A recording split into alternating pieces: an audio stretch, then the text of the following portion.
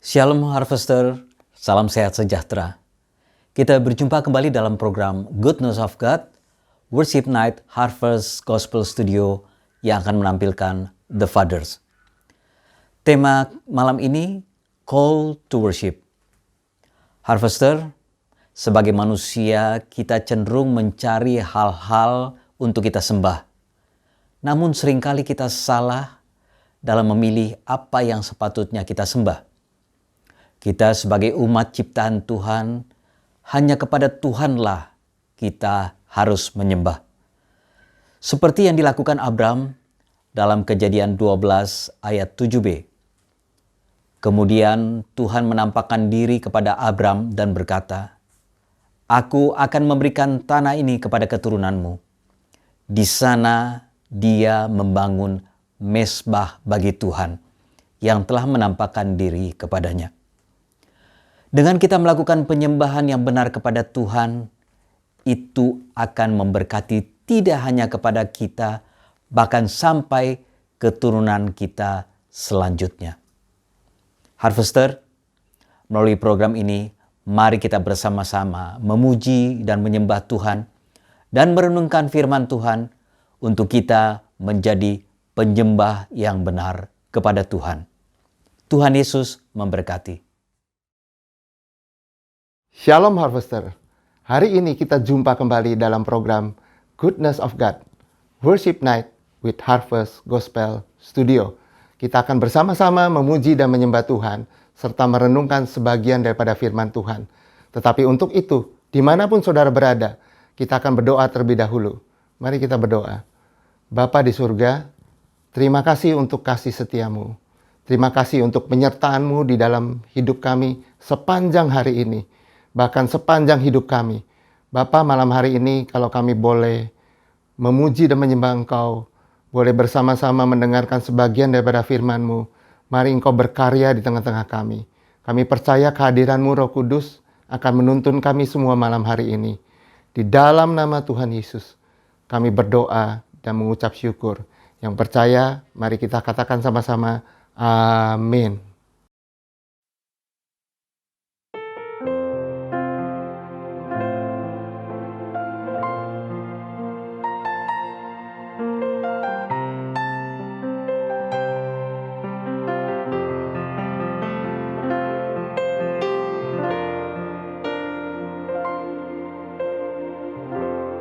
Saat ku menyembah-Mu, Roh-Mu bekerja. Saat ku memuji-Mu, Kau bertahta di atas pujian.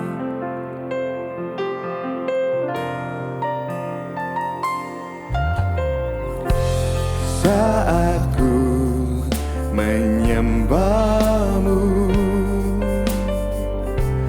Roh-Mu bekerja.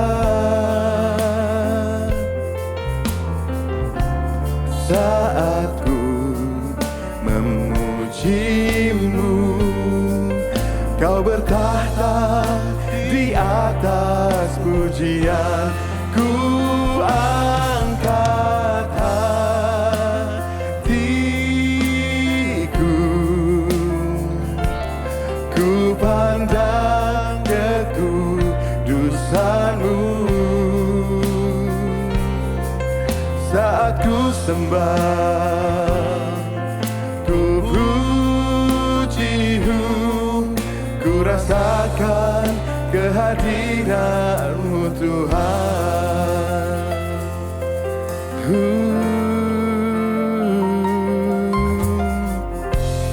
Saat ku menyembah-Mu, Roh-Mu bekerja. Saat ku memuji-Mu, Kau bertahta di atas pujian. Ku angkat hati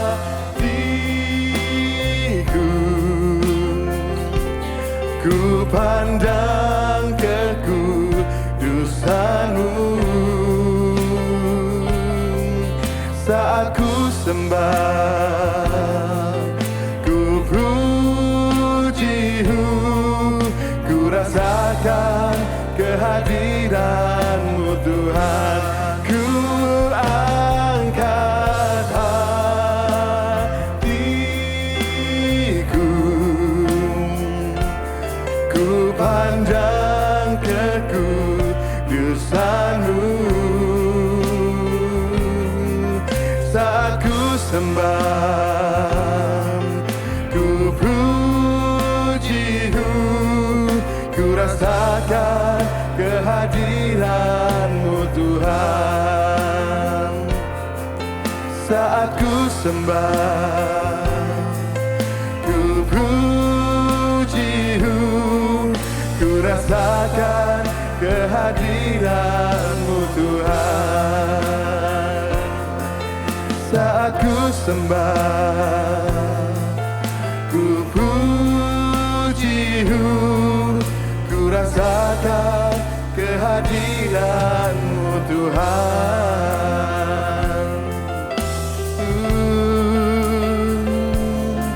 Kami menyembah-Mu, merasakan hadirat-Mu.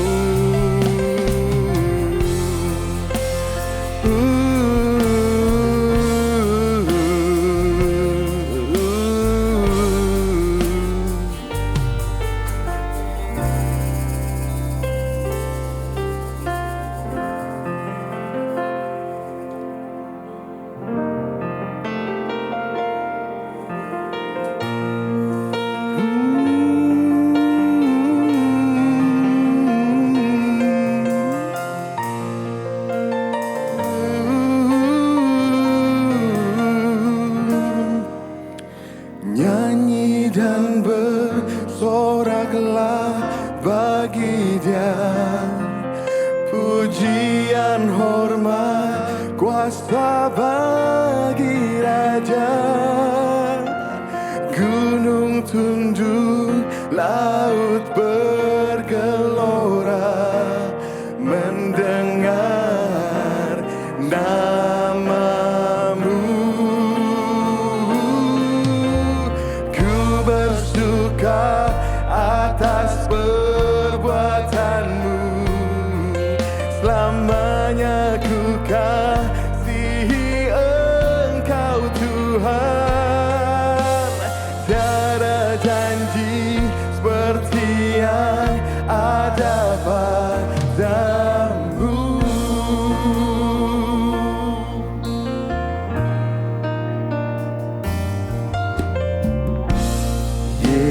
Yesusku, penyelamatku, tiada yang seperti Engkau.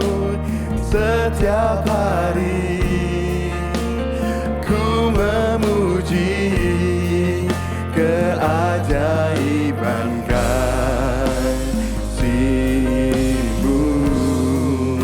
penghibur, penghibur, pelindung, menara kekuatan. Biarlah semua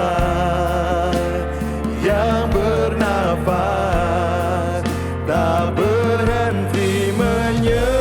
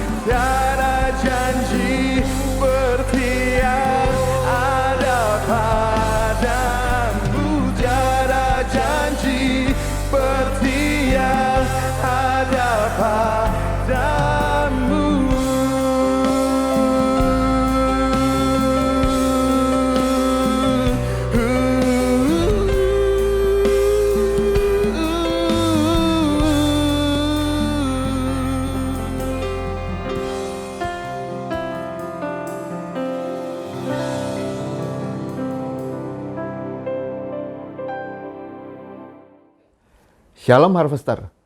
Hari ini kita akan bersama-sama merenungkan firman Tuhan yang saya beri judul Call to Worship, panggilan untuk menyembah.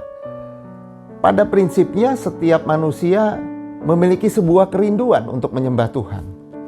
Itu sebabnya kalau saudara perhatikan, ada batu besar, orang bisa mengkeramatkan batu itu lalu membuat sesajen dan menyembah batu itu. Ketika ada pohon besar, pohon itu dibuat sesajen lalu orang menyembah pohon itu. Bahkan ada sumur yang dikeramatkan, bahkan ada gua besar yang dikeramatkan. Kenapa bisa ada hal-hal seperti itu? Karena pada prinsipnya setiap manusia memiliki sebuah kerinduan untuk menyembah sesuatu. Bahkan manusia modern pun yang dikatakan modern terjebak di dalam sebuah penyembahan, saudara. Apa yang saya mau ajak saudara untuk memperhatikan, misalkan hobi saudara, ya. Bisa jadi hobi saudara adalah mengikat saudara, saudara.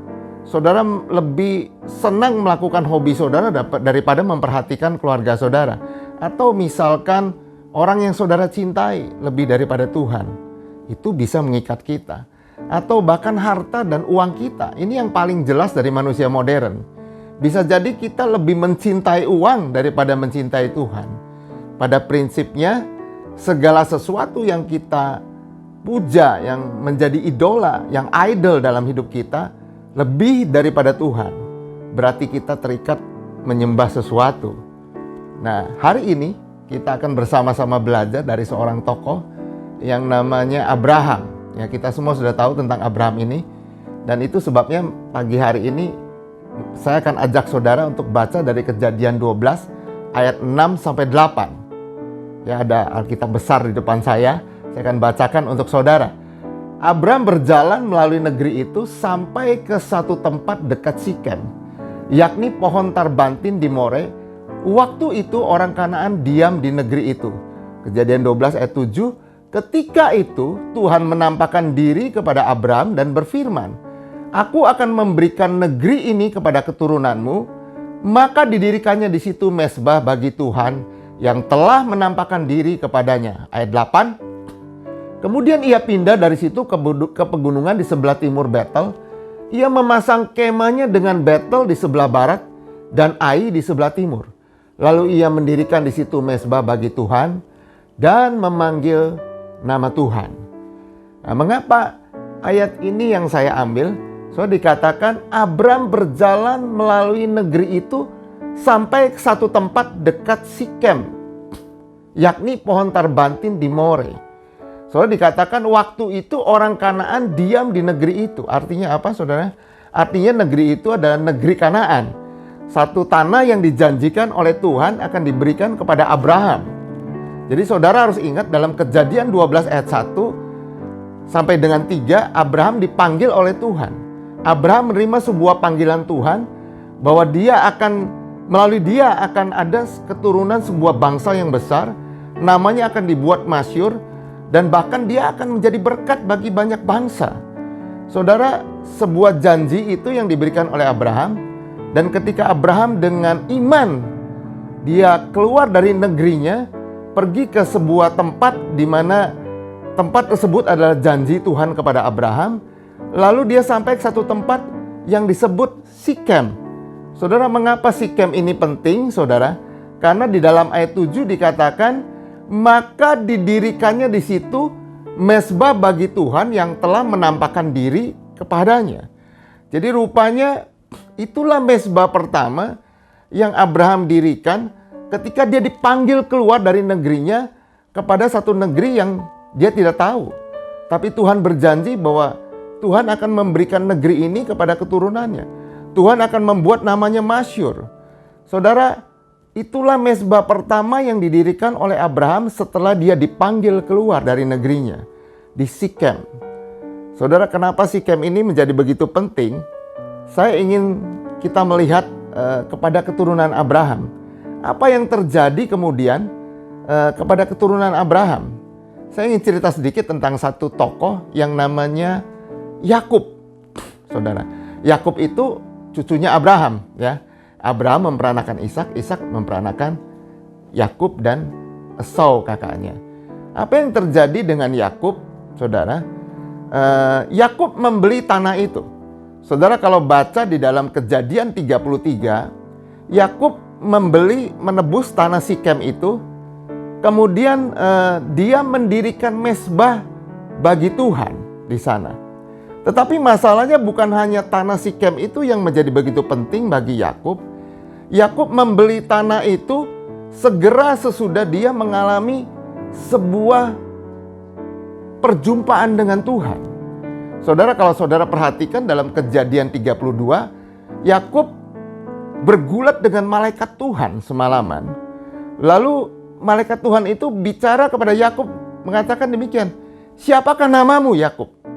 Siapakah namamu?" dikatakan oleh malaikat Tuhan ini. Lalu, "Namamu adalah Israel, bukan lagi Yakub." Di sana Yakub mendapat sebuah identitas baru. Arti Yakub adalah pembohong atau penipu. Tetapi ketika malaikat Tuhan mengatakan bahwa namamu adalah Israel, artinya adalah pemenang. Di sana Yakub mendapatkan sebuah identitas yang baru. Bahkan Yakub dalam kondisi ketakutan pada saat itu, karena dia takut sekali bertemu dengan Esau kakaknya. Kalau saudara baca Kejadian, bagaimana Yakub merebut hak kesulungan Esau. Jadi Yakub sangat takut sekali bertemu dengan Esau. Dalam ketakutannya, dia bergulat dengan malaikat Tuhan. Dalam ketakutannya bertemu dengan Esau, setelah Yakub menerima sebuah identitas baru, namanya diubah menjadi Israel. Dalam Kejadian 33 ayat 4, saudara. Di sana ada sebuah kejadian yang sangat luar biasa sekali, di mana ketika Yakub sangat ketakutan bertemu dengan Esau, Esau berlari, lalu dia memeluk, bahkan mencium Yakub. Terjadi sebuah pemulihan di sana. Segera setelah pemulihan itu, pada saat Yakub menerima identitas baru, dia membeli tanah itu di tempatnya di Sikem. Saudara, lalu dia membangun mezbah di sana, lalu dia mulai memanggil nama Tuhan di sana. Saudara, ada kejadian berikutnya lagi, apa dampak mezbah Abraham yang didirikan di Sikem. Saudara, 2000 tahun kemudian, saudara, 2000 tahun setelah itu, satu hari Tuhan Yesus berjalan melalui sebuah tempat yang namanya Samaria, saudara. Kalau saudara perhatikan dalam Yohanes 4, di sana Tuhan Yesus menjumpai seorang perempuan Samaria. Ya, saudara tahu di dalam Yohanes 4 ada sebuah ayat yang sangat fenomenal sekali, di mana Tuhan Yesus mengatakan sudah tiba saatnya bahwa penyembah-penyembah benar akan menyembah Bapa dalam roh dan kebenaran. Jadi di Samaria, di sumur Yakub, di tempat yang sama di mana Yakub menebus tanah Sikem itu, ada sebuah sumur di mana Yesus berjumpa dengan perempuan Samaria. Ketika dia berjumpa dengan perempuan Samaria di sana, perempuan Samaria ini mengalami sebuah pemulihan yang sangat luar biasa. Di sumur Yakub, di tempat di mana Yesus menjumpai perempuan Samaria itu, adalah kota yang sama, Sikem, 2000 tahun yang lalu ketika Abraham pertama kali mendirikan mezbah di sana. Di sumur Yakub adalah tempat di mana Yakub menebus tanah itu. Dan di tempat di mana Yakub pun mendirikan mezbah dan mulai memanggil Allah Israel. Di tempat itu 2000 tahun kemudian ada sumur Yakub. Perempuan itu berjumpa dengan Yesus. Ada penyembahan di sana, tidak pernah sia-sia.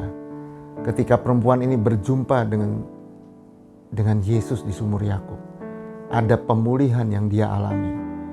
Sumur Yakub, ingat saudara, dalam Amsal 4 ayat 23 dikatakan, "Jagalah hatimu dengan segala kewaspadaan, karena dari situlah sumber mata air kehidupan." Itu terjemahan bebas, saudara. The wellspring of life. Artinya bukan kebetulan Yesus menjumpai perempuan itu di sumur Yakub, yang artinya sumber mata air.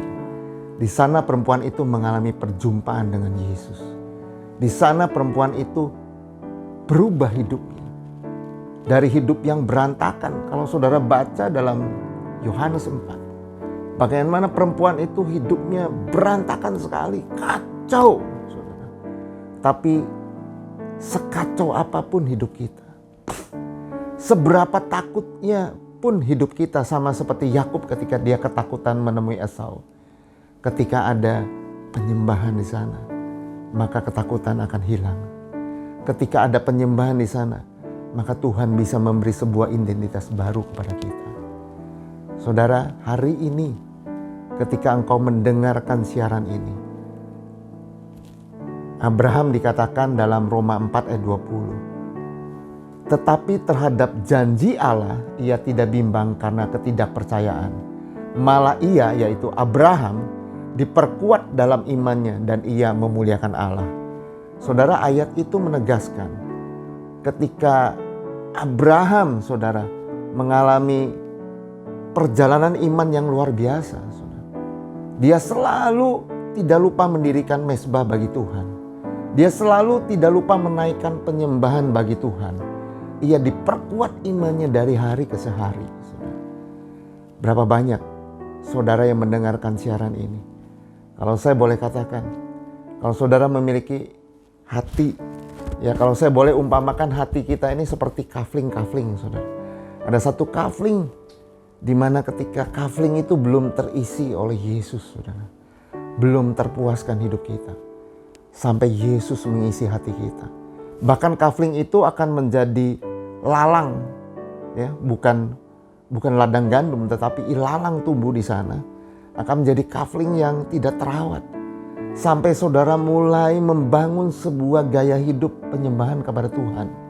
Di sana saudara dan saya sedang membangun sebuah fondasi yang dalam, saudara.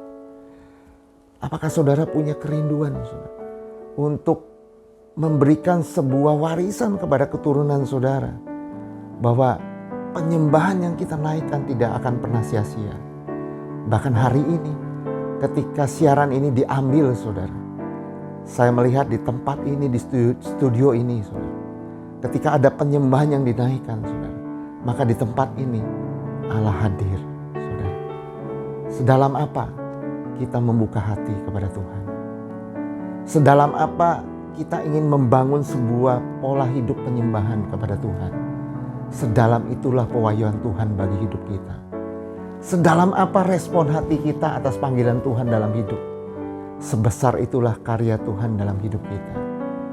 Saudara, pagi hari ini, dampak penyembahan yang dilakukan oleh Abraham di Sikem tidak pernah sia-sia. Bahkan berdampak 2000 tahun kemudian ketika Yesus menjumpai perempuan Samaria itu di sumur Yakub. Bagaimana dengan saudara dan saya hari ini? Mari kita jadikan firman ini sebuah renungan singkat.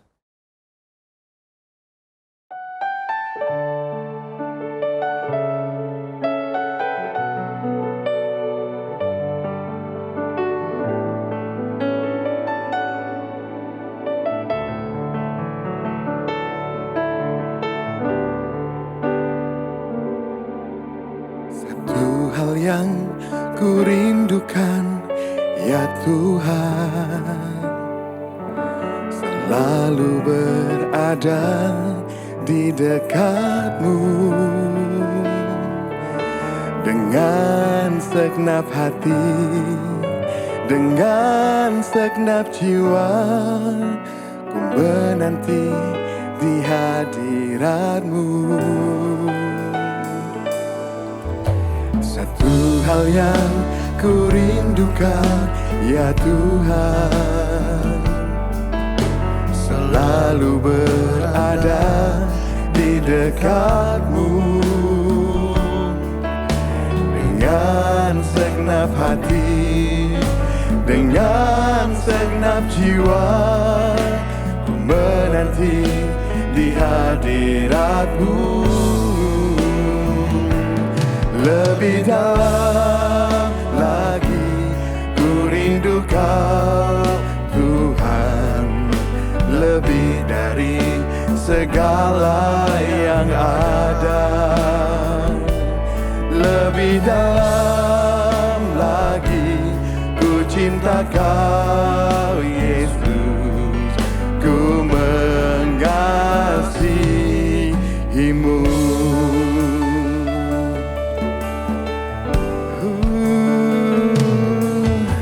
Satu hal yang ku rindukan, ya Tuhan, selalu berada di dekat-Mu.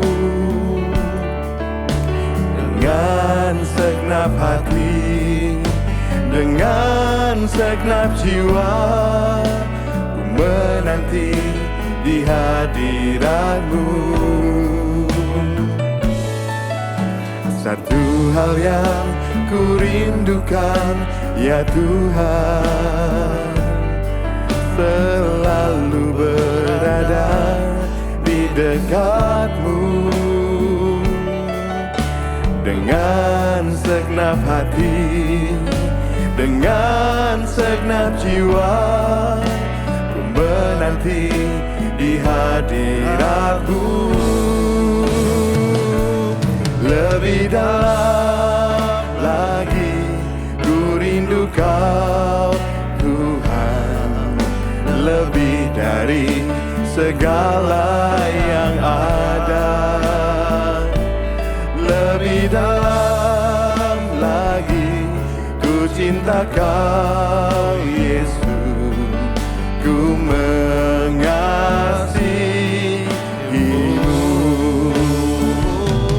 Lebih dalam lagi ku rindu Kau Tuhan, lebih dari segala yang ada.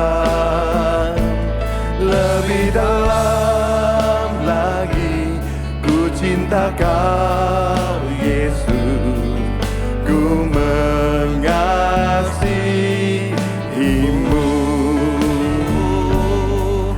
Ku mengasihimu.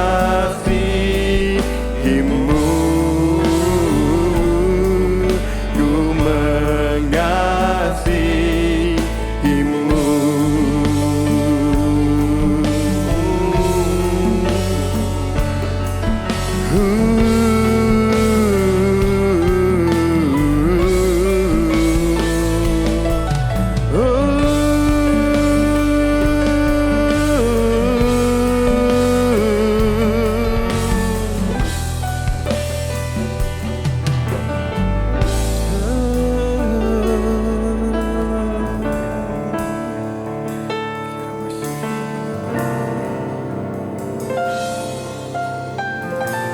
Bapa, kami percaya rancangan-Mu luar biasa bagi kami. Rancangan-Mu sungguh indah bagi kami, Tuhan. Kini kami mau berserah pada-Mu, Tuhan, dengan seluruh hati kami.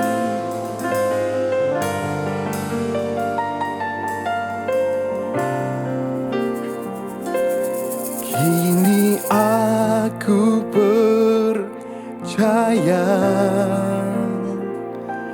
tiada yang mustahil bagimu. Kuasa-Mu kuatkanku,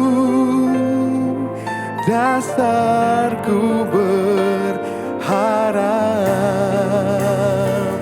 Kini aku berserah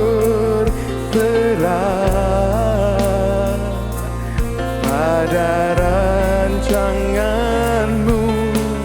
bagiku. Ku ikuti panggilan-Mu, ku kan setia sampai akhir hidupku.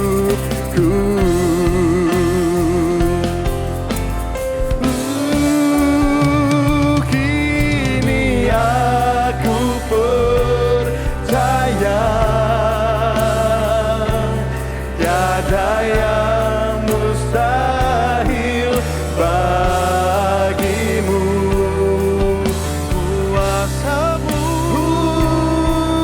kuatkanku, dasarku berharap. Kini aku berserah pada rancangan-Mu bagiku. Ku ikuti panggilan-Mu, ku kan setia sampai akhir hidup. Ku ikuti panggilan-Mu, ku kan setia sampai akhir hidup. Ku ikuti panggilan-Mu, ku kan setia sampai akhir hidupku.